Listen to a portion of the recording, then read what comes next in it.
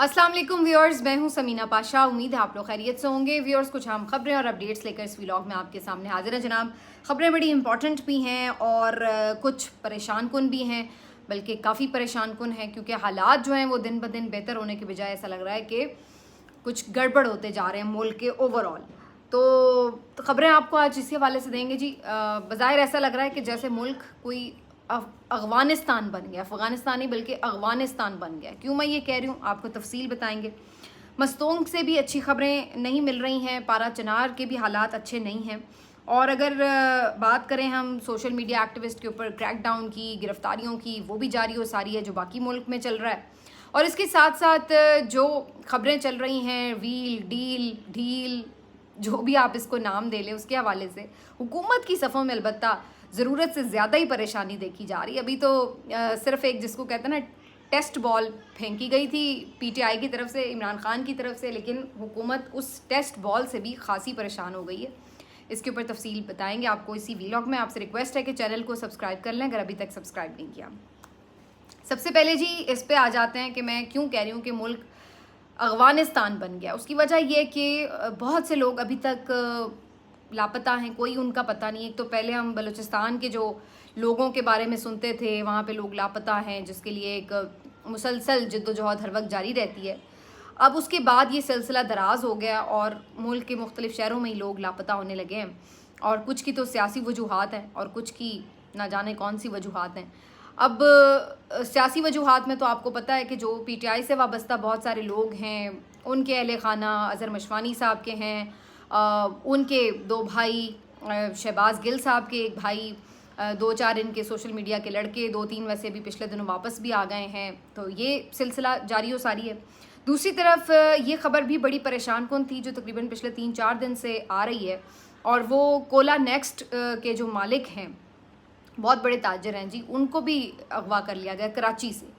तो ये भी बड़ी परेशान कुन सूरत हाल है कि एक तरफ हमारे मुल्क में जब मीशत की इतनी बुरी सूरत हाल है और हम सबको बाहर जाके ये दावत दे रहे हैं, कायल कर रहे हैं कि आप आएँ हमारे मुल्क में इन्वेस्ट करें, वहाँ पर हमारे मुल्क के अपने ये हालात हैं कि हमारे मुल्क के ताजर अगर महफूज नहीं हैं और वो भी अगर अगवा होने लगे, तो फिर कौन इस मुल्क में आके इन्वेस्टमेंट करेगा, कौन इस मुल्क को सिक्योर समझेगा। तो ये एक बहुत बड़ा सवालिया निशान है। अफसोस की बात यह है कि आज 3 से 4 दिन गुजर चुके हैं, लेकिन अभी तक कोला नेक्स्ट के जो मालिक हैं उनका कोई पता नहीं है कि वो किधर हैं। अब मियाँ अशफाक वकील के तवसुत से उनकी बाजियाबी के लिए दरख्वास्त तो दायर कर दी गई है, लेकिन अभी तक भी पुलिस मुकम्मल इसमें नाकाम है कि उनका कोई पता लगा सके। अभी ये खबर चली रही थी, इसके ऊपर बात हो ही रही थी कि अब पता चला है कि जी इसी कंपनी के डेप्यूटी मैनेजर फाइनेंस और जनरल मैनेजर भी अगवा कर लिए गए। तो अब ये एक और परेशान कुन सूरत हाल है कि मतलब इस तरह से शहरी अगर लापता होने लगे तो किधर बात जाएगी और किस तरह आप ख़ुद को सिक्योर महसूस कर सकते हैं। ये तो फिर एक अजीब सा अनजाना सा खौफ है जो हर किसी को ही लाहक हो जाएगा। पहले तो लगता था कि जी बलूचिस्तान के चूँकि वो इश्यूज़ चलते रहते हैं और मुख्तलिफ सस्पेक्ट रहते हैं, इसलिए लोग लापता होते हैं। फिर लगने लगा कि शायद जो पीटीआई से वाबस्ता लोग हैं उनके कुछ मामलात चल रहे हैं आजकल, तो जी उसकी वजह से हो रहे हैं। अब ये बिल्कुल ही नाकाबिल कबूल सूरत हाल है कि जहाँ पर जो ताजर बरादरी है या इस तरह आम शहरी जो हैं वो भी अगर अगवा होने लगें तो फिर पीछे क्या रह जाता है। तो ये एक बड़ी अजीबोगरीब सूरत हाल है और तशवीशनाक भी है। इसी तरह एक और आज खबर मिली जब, तो उसने काफ़ी हिला के रख दिया, क्योंकि खातून के बारे में भी ये पता चला कि वो भी लापता हो गई हैं। और बेसिकली ये खातून जो हैं, ये तो खैर पीटीआई की जो सोशल मीडिया फेसबुक लीड हैं अरूबा, सैयदा अरूबा, इनके बारे में ये पीटीआई की तरफ से क्लेम किया जा रहा था कि इनको इनके हॉस्टल से उठा लिया गया और इसके बाद से उनका कुछ पता नहीं कि वो किधर हैं। तो ये काफ़ी परेशान कुन खबरें थी, क्योंकि इससे पहले हम मर्द हजरात के बारे में तो सुन रहे थे कि लोग उठाए जा रहे हैं, पता नहीं चल रहा, लेकिन किसी खातून से मुतल्लिक अभी तक इस तरह की सिचुएशन नहीं थी। तो इस लिहाज से ये बड़ी परेशान कुन सूरत हाल थी। लेकिन कुछ इसमें शायद पीटीआई वालों ने भी जल्दबाजी की ये ख़बर देने में, और कुछ ये कि जो उठा के लेके जाते हैं वो भी इस अंदाज से कार्रवाई डालते हैं कि एकदम बंदे को पता ही नहीं लगता कि भाई किधर ले गए किधर नहीं लेके गए। अगर प्रॉपरली आप आके किसी को अरेस्ट वारंट के साथ लेके जाएं, उनको बता के जाएं कि जी हम ये फ़लाँ थाने से आए हैं, तो फिर ज़ाहिर है जो भी घर वाले हों या जहाँ से भी आपने कोई बंदे को गिरफ़्तार किया, हिरासत में लिया है, तो उसको पता हो कि हाँ जी ये उधर है। वो एकदम जिस अंदाज से कार्रवाई की जाती है उसके बाद कोई समझ ही नहीं लगती कि बंदा लेके किधर चले गए, तो वो ये तासुर बन जाता है कि बंदा अगवा हो गया। तो ऐसी ही कुछ सूरत हाल जो है ये सैयदा अरूबा के हवाले से भी दरपेश रही। बहरहाल 2-3 घंटों के बाद पता चल गया कि ये खातून एक थाने में मौजूद हैं और G7 थाने में इनके बारे में इत्तला मिल गई कि ये वहाँ पर मौजूद हैं और हिरासत में हैं।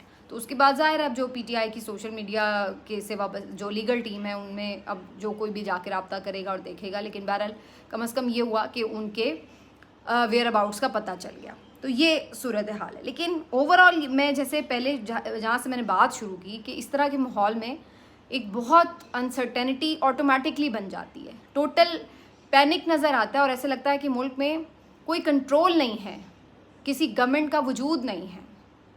कहाँ आपके लॉ इन्फोर्समेंट के इदारे हैं जो कि इस वक्त हमें कहीं नज़र नहीं आ रहे, सिवाय इसके कि वो दूसरों के घरों पर रेड्स करते फिर रहे हैं। और अगर लोगों के साथ ये वाक़यात पेश आ रहे हैं तो फिर क्या सूरत हाल है। ये भी मैंने ख़बर सुनी है कि बुगटी की वो फैमिली के भी कोई आपस में वारदात हुई है इसी तरह की और वहाँ पे फायरिंग हुई है। तो एक तरफ हम ये देख रहे हैं, फिर उसके बाद आप उधर मस्तूम की सूरत हाल देखें गवादर में, वहाँ पे आपको पता है बलूचिस्तान में तो थ्रू आउट एक चल रहा है जो मिसिंग पर्सनस के लिए एक जद्दोजहद है, एक पूरा मार्च पहले मारंग बलोच ने जो इस्लामाबाद में भी आके धरना दिया और उसके बाद वहाँ जाके भी वापस चमन में भी और मुख्तलिफ जगहों पर उनका एहतजाज चलता रहता है। तो अब इसी तरह के मज़ीद एहतजाज चल रहे हैं। उसी दौरान अब ये ख़बरें आने लगी कि मस्तूंग में भी फायरिंग का वाक़या पेश आया है, वहाँ पे भी कुछ लोग जहाँ बहक हो गए हैं, इस तरह की ख़बरें वहाँ से भी आ रही हैं। तो अब ये जो सारी सूरत हाल है फिर इस तरफ जाती है कि मुल्क में इस वक्त लॉ एंड ऑर्डर की सूरत हाल किस कदर ख़राब हो रही है। इसी तरह पारा चनार वगैरह से ये ख़बरें आ रही हैं, वहाँ पर जो ख़बरें हैं वो बेसिकली आ रही हैं कि शिया सुन्नी के हवाले से जी शायद कोई मसले की प्रॉब्लम है। हालांकि वहाँ के जो अक्सर उलमाए कराम हैं वो ये कह रहे हैं कि हमारा आपस का तो कोई मसला ही नहीं है, तो लग रहा है कि जानबूझ के कोई ये तासुब फैलाया जा रहा है और इस तरीके का फ़िरका वराना फसादात की कोशिश है। तो यहाँ पर तो खैर उलमाए कराम का बड़ा अहम किरदार है, उन्हें चाहिए कि इस चीज़ को फ़ौरन हाथ में लें मामलात को और सेटल डाउन करवाएं, क्योंकि आमतौर पर मजहबी मामलात के हवाले से लोगों के जज्बात बहुत ज़्यादा इमोशनल होते हैं लोग और बहुत बढ़ चढ़ कर रिएक्ट भी करते हैं, तो इसके ऊपर बहुत ध्यान देने की ज़रूरत है। लेकिन अब ये अफसोस की बात है कि अभी तक हमें मुल्क के किसी भी हिस्से से कोई खैर की खबर नहीं आ रही। हर तरफ से हमें यही कत्लो गारत की, अगवा होने की, मार कुटाई, दहशत गर्दी और इसी किस्म की ख़बरें इस तरीके से आ रही हैं कि आप मुसलसल ये सोचने में मजबूर हैं, परेशान हैं कि ये सूरत हाल जा किस तरफ रही है और कहाँ फोकस है गवर्नमेंट का कि जो तमाम लोगों के अमन व अमान के लिए ज़िम्मेदार है, वो तमाम हमारी जो इदारे हैं कानून नाफिज करने वाले वो ज़िम्मेदार हैं। लेकिन जहाँ आम शहरियों की हिफाजत की हम बात कर रहे हैं वहाँ पर हमें कोई ऐसी चीज़ जो है ऑन ग्राउंड नज़र नहीं आ रही। तो एक अजीब सा क्योस है जो इस वक्त मुल्क में दिखाई दे रहा है। अल्लाह हमारे मुल्क के हालात पर रहम करे। लेकिन जो मैंने बात की कि लोग हैं कहाँ, वो ऐसा लगता है कि हुकूमत की जो तवज्जो है वो बस अपनी गवर्नमेंट बचाने के ऊपर है। परेशानी उन्हें ये खाई जाती है हर वक्त कि अगर इस्टेब्लिशमेंट के मामलात इमरान खान के साथ नॉर्मलाइज हो गए तो हमारा क्या बनेगा। और यही चीज़ जो है वो उनकी रातों के लिए नाइटमेयर बन चुका हुआ है। और अभी सिर्फ कल महज एक गुडविल जेस्चर का एक स्टेटमेंट ही बाहर आया था कि उसके बाद से जैसे टोटल हुकूमत बौखला गई। आप उसके बाद से इनके स्टेटमेंट्स देखें तो आप हैरान हो जाते हैं कि इतना पैनिक। आज आप मुसद्दिक मलिक साहब की प्रेस कॉन्फ्रेंस देखें और उसमें उनका पूरा जो उन्होंने गुफ्तगू की वो देखें और जो उनका पूरा एक बॉडी लैंग्वेज थी, जो पूरा स्टाइल था, वो आप देख के तो आप हैरान हो जाते हैं। वाज़े तौर पर हुकूमत पैनिक में और दबाव में नज़र आ रही है और घबराहट है एक उनकी, चाहे आप किसी की भी उनके वज़ीर की, किसी भी जो अहम ज़िम्मेदार बंदा है उसकी आप बॉडी लैंग्वेज देख लें आपको अंदाज़ा हो जाएगा। तो ये बेसिकली आज मुसद्दिक मलिक साहब आके फरमा रहे हैं, पहले तो खूब एक चार्जशीट जैसे वो ज़ाहिर PTI के अगेंस्ट उन्होंने देनी होती है वो दी है और उसके बाद आखिर में कह रहे हैं लेकिन हम फिर भी उन्हें कहते हैं कि आओ मुज़ाकरात करना है तो कर लो, मिल बैठे। अब इसके ऊपर सिर्फ हंसा ही जा सकता है कि आप किस तरह के लोग हैं। मतलब आप 1-2 हफ्ते पहले आके ये अनाउंस कर रहे हैं कि जी PTI और मुल्क साथ साथ नहीं चल सकता और हमने तय कर लिया, हमने फैसला कर लिया कि हम PTI पे पाबंदी लगाने जा रहे हैं। और ठीक 1 हफ्ते बाद आप आकर ये कहते हैं कि जी आओ हमारे साथ मुज़ाकरात कर लो मुल्क के वसीतर मफाद में। भाई आपकी कौन सी स्टेटमेंट को हम सीरियस लें? वो स्टेटमेंट जो आप 1-2 हफ्ते पहले हमें बता रहे थे कि जनाब ये तो बड़ी ख़तरनाक जमात है, या आज की स्टेटमेंट को हम सीरियस लें कि जहाँ आप आके कह रहे हैं कि जी हमसे मुज़ाकरात कर लो? तो ये क्या तरीका है? इस बात की तो कोई समझ नहीं लगती कि हुकूमत के पास ऐसा लगता है कि बिल्कुल कोई आप होते हैं ना जैसे प्लानलेस हो जाते हैं, कोई मंसूबा ही नहीं समझ आ रहा होता कि हमने करना क्या है। तो इस तरह की बौखलाहट है कि कभी आते हैं तो एकदम प्यार मोहब्बत की बात करेंगे, कभी आएंगे तो आके बम्बार्डमेंट कर देंगे और इस तरह तासुर देंगे कि बड़ी दुश्मनी है। तो बिल्कुल टोटल क्योस आपको हुकूमती सफ़ों में नज़र आता है और कोई डिसीजन मेकिंग पावर आपको नज़र नहीं आती, और इसीलिए ये इस तरह की बौखलाहट में ये हरकतें करते हैं और ऐसे स्टेटमेंट्स देते हैं। अभी कोई डील हुई नहीं है, ना हो रही है, आखिर तक खबरें यही हैं। लेकिन अभी सिर्फ अगर एक नॉर्मल सा नरम बयान भी आया है तो उस नरम बयान ने भी इनको गर्म करके रख दिया है। ये सूरत हाल है इनके पैनिक की। तो अब ये एक अलग मामला है कि क्या ये खबरें जो आ रही हैं डील की और इस तरह की बातें, क्या वाकई मामलात नॉर्मलाइज होने जा रहे हैं? ये तो भी इस तरह थोड़ी है कि आज हुई बात कल सब ख़त्म होके सब ठीक हो गया। ये तो बड़े टाइम टेकिंग प्रोसेस है और इसमें पता नहीं कितने उतार चढ़ाव हैं। होता भी है सही या नहीं होता, यू नेवर नो, क्योंकि अभी पूरा एक हमें नज़र आएगा कि आप एक बॉल करते हैं तो फिर उसके बाद अगले की भी देखनी है ना कि उसने शॉट खेला कैसे है, उसने बॉल छोड़ दी है या उसने आगे से छक्का लगाया है या उसने रोका है, क्या किया है। तो ये तो अभी इधर से एक बॉल कराई गई है खान साहब की तरफ से, अब देखते हैं कि जी उधर से क्या आते हैं, क्योंकि फ़िलहाल तो जो उनके हरकारे आए हैं आज इस पे आके, जो उनके तर्जुमान समझे जाते हैं, वो तो आके यही बता रहे हैं कि जी 9 मई पे माफ़ी और कोई चक्कर ही नहीं, और हमने तो जनाब आपको पहले ही बता दिया है कोई डील नहीं होनी, कोई माफ़ी नहीं मिलनी और बस रगड़ा है, सख्ती है, ये वो ब्ला ब्ला। तो वो उसी तरह आके ढोल बजा के बता रहे हैं कि जी बहुत सख्त बहुत सख्त। एक तो अब इन्होंने इतना इस चीज़ को पीटा है कि इससे ज़्यादा सख्ती, भाई इससे ज़्यादा और सख्ती आपने क्या दिखानी है? अब तो जितनी आप 2-2.5 साल में सख्ती कर सकते थे वो तो हो चुकी है ऑलरेडी उनके साथ, तो अब मज़ीद आपने ऐसी कौन सी सख्ती दिखानी है जिससे आप उनको डरा रहे हैं? तो एक बात। दूसरी बात ये कि मुझे ये समझ नहीं आती, बहुत से लोग इस बात पे भी आज तनकीद करते हुए नज़र आ रहे थे कि जी इमरान खान ने अगर ये नरम बयान भी दिया है तो दिया क्यों? आप तो कल को इनकलाब की बातें कर रहे थे, आप तो ये बातें कर रहे थे, वो बातें कर रहे थे। इमरान खान ने अभी तक तो हमें नहीं मालूम है कि कोई डील की है या नहीं की। जब डील की अगर और उसके कोई मामलात सामने आए तो फिर ज़ाहिर सी बात है तनकीद भी होगी, उसका जायज़ा भी लिया जाएगा, क्योंकि ये बात तो तय है, मैं शुरू से कह रही हूँ कि आखिर में बात तो होनी है। अभी तो बात शुरू भी नहीं हुई और तनकीद शुरू हो गई कि deal deal deal deal. Deal है या नहीं है ये पता चलेगा जब चीज़ें फाइनलाइज होंगी कि उसको हम डील कहेंगे या उसको हम मुल्क को बहरान से निकालने का कोई वे आउट कहेंगे। डील तब होगी जब हम ये कहेंगे कि जो बेसिक आपके स्टांस थे आपने उनमें से किसी के ऊपर कॉम्प्रोमाइज़ कर लिया।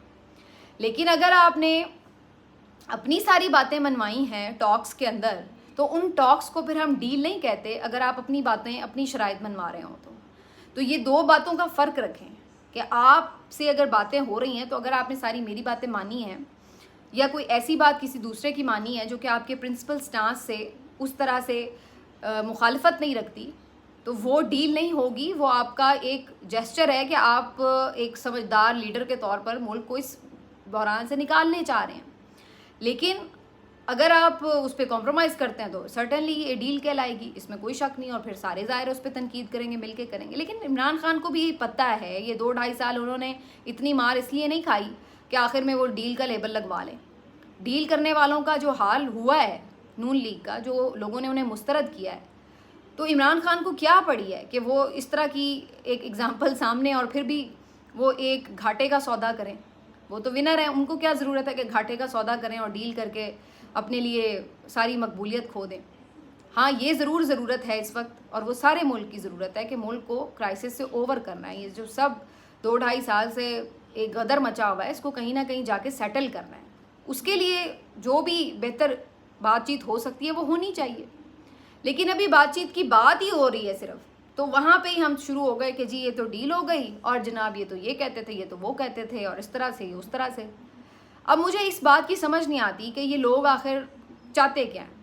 एक तरफ जब वो बात नहीं कर रहा होता तो आप कहते हैं ये फाशिस्ट है, ये दहशतगर्द है, ये सख्त गिर है, ये सियासतदान ही नहीं है, सियासतदान तो रास्ता निकालता है, ये तो हमेशा जो है कहता है मैंने बात ही नहीं करनी, मैंने बात ही नहीं करनी, और ये वो ब्ला ब्ला, आप ये कहते हैं उसको। फिर जब वो अटैक रखता है अस्करी क़यादत पर तो आप कहते हैं कि जी ये तो मुल्क दुश्मन है, ये गद्दार है, ये तो दूसरों के हाथों में खेल कर अपनी आर्मी को कमज़ोर कर रहा है, ये दहशतगर्द है। ठीक हो गया। अब जब वो ये कहता है कि भाई ठीक है मैं ये नहीं बुरा भला कह रहा, चलो मुल्क के मफाद में बात कर लो, तो आप कहते हैं लो हम ना कहते थे ये डील मांग रहा है, ये माफ़ी मांग रहा है, ये एनआरओ मांग रहा है, ये पाँव में पड़ गया, ये बूट चाट रहा है, ये वो। मतलब भाई आप क्या चाहते हैं उससे? वो बात करे तो आप कहते हैं कि वो बात क्यों कर रहा है, वो बात ना करे तो आप कहते हैं वो बात क्यों नहीं कर रहा। यानी आपने फिर बेसिकली ये तय कर रखा है कि आपने हर उसकी स्ट्रैटेजी के ऊपर तनकीद ही करनी है। आप एक पॉलिसी मौक़िफ़ तो ले लेना, या तो आप सब इस बात पे कंसेंसस कर लें कि जी उसको बात करनी चाहिए, और जब वो बात करे तो फिर आप कहें कि गुड जी अच्छी बात है वो बात की तरफ आया, और या फिर आप ये तय कर लें कि नहीं जी उसको बात नहीं करनी चाहिए, और फिर उसको ये मत कहें कि जी तू दहशतगर्द है, तू गद्दार है, तू ये है, तू वो है। तो ये इस चीज़ को देखना पड़ेगा कि बेसिकली कुछ लोग सिर्फ वो उसमें मुब्तला होते हैं और वो हर चीज़ के ऊपर सिर्फ तनकीद ही कर सकते हैं। उनका मकसद ये नहीं होता कि उसमें से कोई खैर खाही निकालनी है। तो इसलिए इन चीज़ों को एक तरफ रख कर जो फोकस है वो इस बात पे है कि अगर बातचीत तो होनी है और होनी चाहिए, मेरी तो हमेशा से ये राय है, आपको पता है, लेकिन वो बात हो के किन टर्म्स पर होती है ये ज़रूरी बात है। मेरे लिए ये इंपॉर्टेंट है कि इमरान खान ने किस चीज़ पे कॉम्प्रोमाइज़ किया या नहीं किया। अगर आप बेसिक प्रिंसिपल से हट जाते हैं तो फिर हम उसे डील ही कहेंगे, और फिर हम आपको सबसे आगे नज़र आएंगे तनकीद करने वालों की सफ़ में। लेकिन अगर आपने बातचीत की, मुल्क को एक वे आउट दिया, और उसमें जो कानून की हुक्मरानी की बात है उसको आपने ऊपर रखा है, तो उसके बाद आपके जो भी मामलात आगे बढ़ते हैं तो वो तो बढ़ने हैं ना। या तो फिर आप ये कह लें कि जी अगर इसी तरह चलाना है, इसका मतलब है कि मुल्क इसी तरह चलता रहे, मुल्क में भी स्टेबिलिटी नहीं आएगी, वो भी जेल में सड़ता रहेगा, हुकूमत अलहदा तड़पती रहेगी, और ये इस तरह। लेकिन ये सस्टेनेबल नहीं है, ये आपको पता है कि ये कुछ चल नहीं सकता ज़्यादा देर, क्योंकि मुल्क माशी हालात ही ऐसे नहीं है कि आप इस तरीके से इस स्टेटस को ज़्यादा देर चला सकें। तो इसलिए हर चीज़ को आपको इंगेज करके उसके हिसाब से ही मामलात जो हैं वो तय करने होते हैं। लेकिन इससे पता यही चल रहा है कि आज भी सबसे ज़्यादा रेलेवेंट जो है वो इमरान खान ही है मुल्क में, सियासत में, जो एक स्टेटमेंट देता है तो उसके बाद आप 4 दिन चीखें सुनते रहें। इस बात की फ़िक्र में हुकूमत की नींदें उड़ जाती हैं कि भाई ये क्या हो गया, अब हमारा क्या बनेगा। तो ये बुनियादी वो चीज़ है जो अभी तक हमें नज़र आ रही है। लेकिन चैलेंज ये है कि इमरान खान कैसे अपनी अवाम की जो एक उन्होंने हाइप क्रिएट कर दी हुई है, जो एक एक्सपेक्टेशंस और जो खुद ही उनकी तरफ से एक अवेयरनेस दे दी हुई है, एक तरफ वो उनका मयार है अवाम की एक्सपेक्टेशंस का, दूसरी तरफ अगर उन्होंने इन तमाम हालात से मुल्क को भी निकालना है, तो अब किस चीज़ के ऊपर किस तरीके से वो इस चीज़ का कोई फार्मूला रखते हैं, ये एक उनके अपने लिए भी बहुत बड़ा चैलेंज है। और मेरी नज़र में इमरान खान ने अभी तक जो सख्तियाँ जो कुछ भी बर्दाश्त किया है, उससे ज़्यादा इमरान खान के लिए बड़े चैलेंज वो होंगे जब दोबारा इमरान खान इक़्तिदार की कुर्सी पे बैठेंगे, रिहा होंगे, दोबारा इक़्तिदार की कुर्सी पे बैठेंगे, तब ज़्यादा बड़े चैलेंजेस होंगे। क्योंकि आपने जो 2-2.5 साल में लोगों को एक उठाकर ये बयानियाँ यहाँ पे उठा के आप जो ले गए हैं उसको मीटअप करना अब आपके अपने लिए एक बहुत बड़ा चैलेंज होगा। तो ये स्टेज कब कैसे आती है वो अभी इसमें थोड़ा वक्त है, लेकिन बहरहाल अभी का जो सारा एक वो कहते हैं ना इंग्लिश में कि ह्यू एंड क्राई वाली सिचुएशन जो है वो आप अभी सुन सकते हैं, जो शोरों होगा है वो जो एक मचा हुआ है। तो अभी बहुत कुछ होगा, ऐसा नहीं कह रही कि कल से सब चीज़ें नॉर्मल हैं। अभी इधर से मज़ीद चालें भी चली जाएंगी हुकूमत की तरफ से, मज़ीद बातें भी होंगी और कोई हर्डल्स भी आएंगी, तो अभी बहुत कुछ है। तो गेम अभी ऑन है, बॉल टू बॉल चल रहा है, देखते हैं बात किस तरफ जाके लगेगी। मिलते हैं आपसे अगले वीलॉग में, अपना ख्याल रखिए, अल्लाह हाफिज़।